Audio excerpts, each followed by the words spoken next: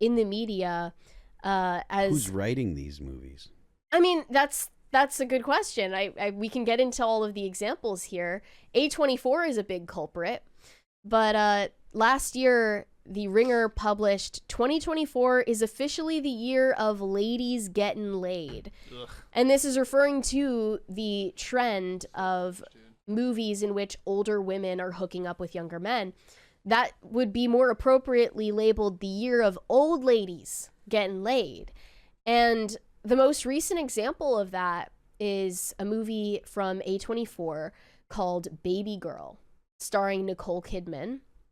And in this movie, from what I can tell, I have not watched and I do not plan to, not even on a plane. Nicole Kidman plays this high-powered CEO, and she's in charge in every facet of her life, and she's super uptight and scary looking, and she has Botox in every inch of her face, and she ends up having an affair with a younger intern at her company who's played by Harris Dickinson. And it turns into this whole sordid thing. It's focusing on reversing the power dynamics that she usually is in her day-to-day life as this CEO. And there's a weird scene that people kept talking about where the young intern forces her to drink milk. I don't know. And this really struck a chord with people. It really, it's from what I can tell, performed well in the box office. I was surprised that it was released theatrically and not on streaming as well, but it has gotten a significant amount of attention. And I just think that movies like this are getting released now because people are looking for some kind of outlet. I wouldn't say it's the most constructive outlet or coping mechanism out there, but a lot of women are the target demographic for a movie like that and would never admit to themselves that there is something appealing or titillating about the premise based on their own lives and based on the messages that they have been inundated with, which is, be a girl boss, be self-empowered, run your own shit, make your own money, and, be a boss babe. So then they're turning to entertainment like this and a story like this, immersing themselves in it as a, sort of the opposite of a power fantasy. Like, men don't really understand this because men just have power fantasies, but I guess what's being sold to women in a movie like this Nicole Kidman Baby Girl is like an inverted power fantasy because her character is extremely high powered and I guess needs to let out her vulnerability in some sordid way behind closed doors. Is there a broad fan base that's looking for this? I mean, yeah, like from what I can tell, like the discourse was very loud as Baby Girl came out, and it did well for a movie of its size and its budget in the box office. It definitely was received well. And I know A24 is known for movies like this. I think they were responsible for one called Two Mothers, which is from back in 2013. It's a movie about two moms who go on a vacation at a lake house with their young adult sons, and the moms hook up with each other's sons. This is yet another reason why I despise A24 and the fact that there is a whole fan base for this film studio that like things like that. We have a 20 from Pat the Plumber. Will we get Serge every time Brett's away? If so, how do we get Brett more vacation time? Oh, hi, Mary. Nice to have you back. See, they love you, Serge. They're showing you some love and support. They know you need it. And then last year, there was another movie called The Idea of You, starring Anne Hathaway. And her love interest is played by Nicholas Galitzine. I've seen more and more about that actor. But she plays a 40-year-old single mom who ends up dating a pop star in his 20s. And I think it's inspired by Harry Styles' real romance with Olivia Wilde while they were filming Don't Worry Darling. And it's basically a Harry Styles fan fiction for old single moms. And in the movie, she even has a teenage daughter who's like a fan of this pop star, which complicates things even further. And the whole, from the scenes that I watched to get a sense of it, I'm not even remotely interested in wasting 2 hours of my life on this. Aw. From the scenes I saw, the whole premise of it is that she's just like, but like, how could you like me? I'm so old. And then he's like, I don't care. Like, you're hot. And that's the whole thing. Like, that's the whole, and you can see how that has an audience, can't you? Yeah, I mean, that does make sense. I imagine if the audience is really, women that are middle-aged and single that don't want to, that want to do the whole like Peter Pan thing or whatever, like extend their youth. I guess that would make sense. Yeah. Yeah, there's like a Peter Pan syndrome for women that's cropping up, and it's not being referred to in such a derogatory way, but it should be. I mean, well, that's essentially the same thing. Like men can get away with that because male biology is different than female biology, because men and women are different. They are. Yeah.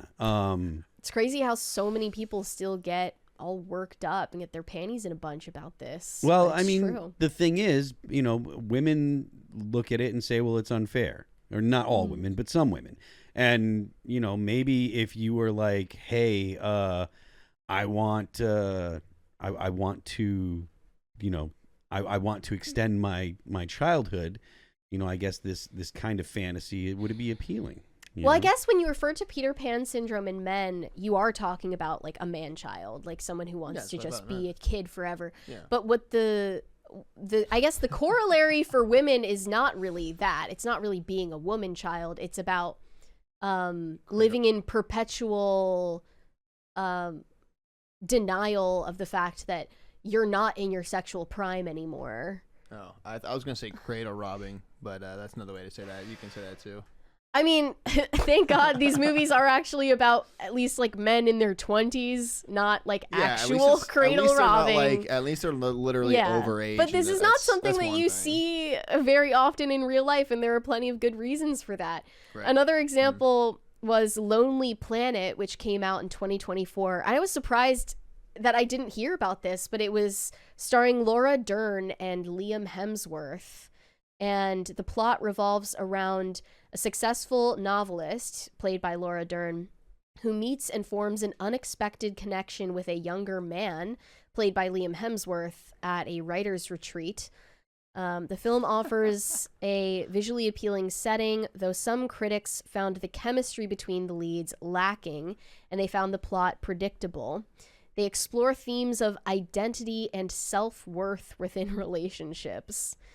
It just sounds dreadfully boring, and yet there is a cottage industry for films like this, and it seems like they're easily getting funding and marketing.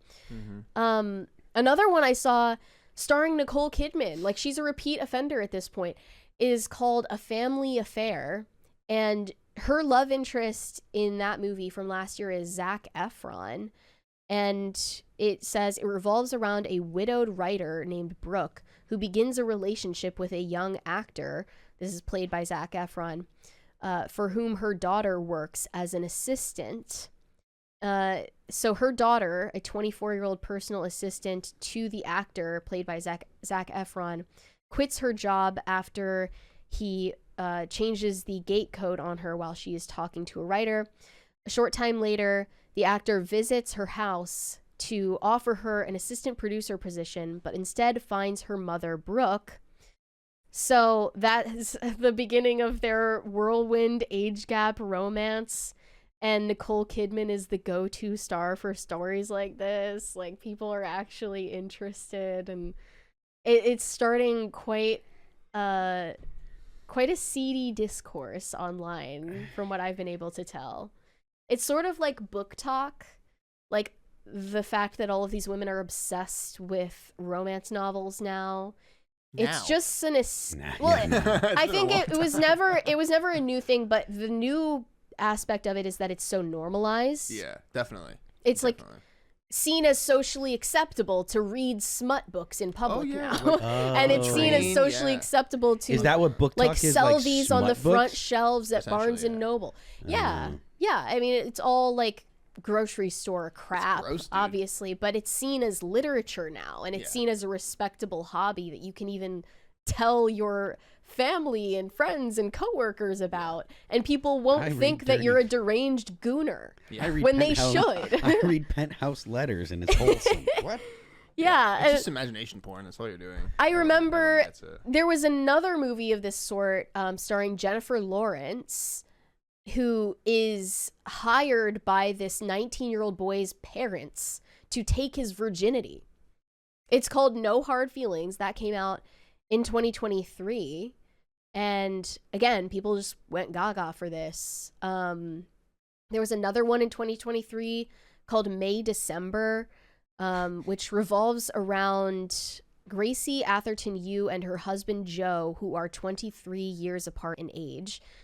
20 years after their scandalous relationship made tabloid headlines, they face the graduation of their twins and the arrival of a Hollywood actress who is researching for a film that she's starring in about them.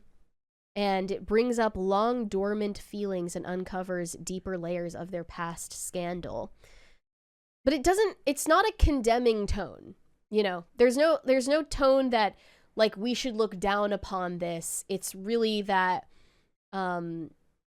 people find it fascinating and exciting and in a pornographic way. But it's not just an escapist thing. It's also an outlet for a lot of anxiety that people feel about aging and about beauty standards. And I noticed like a lot of women really liked The Substance, which came out late last year, starring, I think it was Demi Moore and Margaret Qualley. So she has a body double that's like the younger version of her, from what I understand. And Demi Moore does? Yeah, it turns into this like body horror fest of. Oh wait, is that she actually has a body double, or it's in the movie she has a body double? In the movie, yeah, she has a double that is a younger, hotter version of her, and they end up, they're like fighting each other basically to keep their spot. I didn't watch that one either, but. It explores themes of feminine angst, societal pressures on women's bodies and aging, as well as the male gaze. The male gaze. So Demi Moore in the movie, she takes a black market drug called The Substance that creates a younger version of herself that is played by Margaret Qualley. The Substance. And there was a horror movie called The Stuff. What is that? It was ice cream that people would eat, and it was actually it was an alien that would kill them. But it was called The Stuff. It sounds familiar. Yeah, some kind of Definitely Men in Black type thing. But it's obviously grotesque and graphic, and it's meant to make you uncomfortable. But people are attracted to stories like this now because I think first of all the influence of pornography. Yeah. That's a huge part of it. Or like the readily available access to it. Yeah. I mean, if you're looking for stories like that, you can literally just watch porn and there you have it. I don't think that Hollywood should be writing, platforming, and marketing stories like that. Well, Hollywood is like the line between pornography and legitimate entertainers has never been more blurred. Yeah. I mean, there are people that are distinctly in pornography that don't do any crossover, but there's a lot of people that, I mean, look, people know who Stormy Daniels is because of her involvement with the president and stuff, but it's like that's become a thing where it's normal for people to know the names of adult performers. And that wasn't like that. Like, there was like 2 in the 90s that people would know, and usually they were attached to some kind of scandal. I think Tracy Lords was one. She was doing adult films when she was underage, and that's why people knew her name, because she was underage doing adult films, Right. and it came out. But like otherwise, it's like you didn't know, like normal people didn't know who like the names of the adult, the porn stars, So Yeah, and I don't mean to say that Hollywood has historically been this like bastion of moral principles and No. like it's been this wholesome industry up until 10-15 years ago. Certainly not, but they were way better at hiding it, and I at least respect that. well, Now they're just like plumbing the depths of our most like disgusting psychosexual fascinations and like shoving it in our faces. Look at the way popular culture is nowadays, though. Like women behave like men. Like it is looked at as modern and progressive for women to behave like men sexually.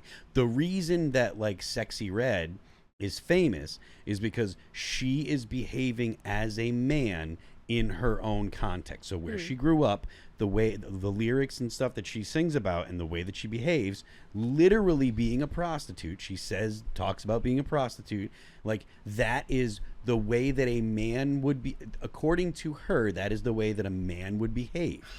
You know, that like do illegal things, break the law, sell drugs, steal, behave as a criminal, commit crimes in order to get the money that you need. And that's essentially the way that men behave in the context that she's in. Like men from the hood or whatever, like where she grew up and stuff, that's what men did. So when she is told, behave like a man by feminists, you should act like men, from her context, it's not go be a CEO. I see. It's be a gangster. Oh, yeah. Yeah, I never thought about it that way. It's exactly what it is. It's her context. It's what a man is to her because of the context that she grew up and lives in. So if you're like Megyn Kelly just said today, and it was the most ridiculous tweet. She was like, "Hey, ladies, you can do it all. You can be Murphy Brown. You can have a kid and a family and a man that loves you and a career and blah blah blah blah blah and be a CEO." And it's like, no, you can't. Megyn Kelly is like, whether or not you find her particularly attractive is not the point. She is a slim, attractive, outgoing, bubbly personality, and that is why she was capable of doing the things that she was doing. Yeah. If you're an introvert, if you're an unattractive introvert and you try to do the things that Megyn Kelly is telling you that you can do, you are going to have a miserable life. But that's because of the context that she's in. Thank you. That's our 5th party today.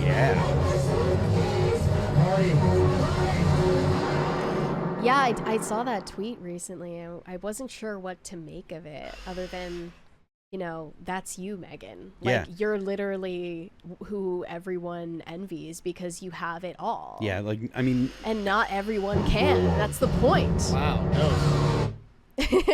Everyone just believes that they're temporarily embarrassed millionaires. Yeah, and look, I mean, that's not to say that you shouldn't try to get the best for yourself and shouldn't put effort into yourself. But the idea that everyone can do what Megyn Kelly has done is wrong. Like, it is not true. And back to the fantasy that is being sold in a lot of these movies, I think you're right that there is a certain envy for men and yes, at least what is perceived to be like what men are allowed to do. Yeah. But you don't want no thought to the responsibilities that men have and the difficulties that men go through. And again, if you're saying like Megyn Kelly says, "Oh, you can do everything," and feminists are telling you can go be that CEO and blah blah blah, right? Like that is not typical of men either. Like, and even if you could have it all, it doesn't mean that you would want it or or that it would even make you happy in the long run. The thing that women, the 6 figure, 6 foot, blah blah blah, that whole 6-pack abs and yada yada, that guy, the blonde hair, blue eyes, works in finance. That is like less than it's 0.01% of the male population, and yet feminists behave as if that's every man. To a feminist, every man is their dad or the president. Like, that's it. All men. Doesn't matter if they're picking up the garbage. It doesn't matter if they're in the sewers working. All men are that oppressive, man in power, when they look at men, they don't see most men. Most men don't exist. They're ghosts. This is something that the guy Homath says a lot. I don't know if you guys know who he is, but essentially Homath says like most dudes don't even exist to most women. And so like when women are like mad at men, they're mad at only like 2% of men, and the other 98% of men don't even exist. In a way, with these stories, I think it's sort of a misplaced revenge fantasy at the end of the day. But I don't see this trend in Hollywood going anywhere anytime soon. I think they're gonna double down on it, and it's also a sign of like recession that all of these like young guys want to kind of hitch their wagon to a successful woman who has it made and can just mommy them. But there's a lot to it. I mean, I couldn't begin to understand their psychological issues. If you're a young man and you're told you're always going to be bad, you're always going to be the problem, you shouldn't excel, and you're also being locked out of jobs because you're a man, you're locked out of all kinds of things. Like, if you can bang successful women and get successful women to pay for you, why not? Right. And then on top of that too, like I've dated a girl that was significantly older than me, and that was like 8 years or so, 7 or 8 years. I don't remember exactly, but that was I was never under like the idea. It was never because of like, oh, I'm trying to get this girl who's older than me. It was more because like, oh wow, this girl who's older than me is paying attention to me and like thinks I'm cool and thinks I'm interesting and wants to talk to me and is a good person, has their life figured out. That was the reason why I would have pursued them. It had nothing to do with like this weird obsession, like Cougarville, like, oh, I'm an old lady. It's like, it is true though. Like I can see a lot of people going towards a girl that can actually pay to go out and pay to do stuff because they have the extra money. It's almost like it flipped from what it used to be like 50 years ago, because now the women are the breadwinners. It's like, well, I mean, you have the bread, like where I can't do anything. I can't like suddenly just make all these things happen for me in my life. Yeah, it makes sense. It's just the inevitable flipping of the roles, because that's what they wanted all along, right? Well, I guess they're getting what they wanted. Right? Yeah. Thanks for watching. Listen to full episodes of Pop Culture Crisis on Spotify. Keep up with us on social media and make sure you subscribe and ring that bell so you never miss the show. Bye, guys.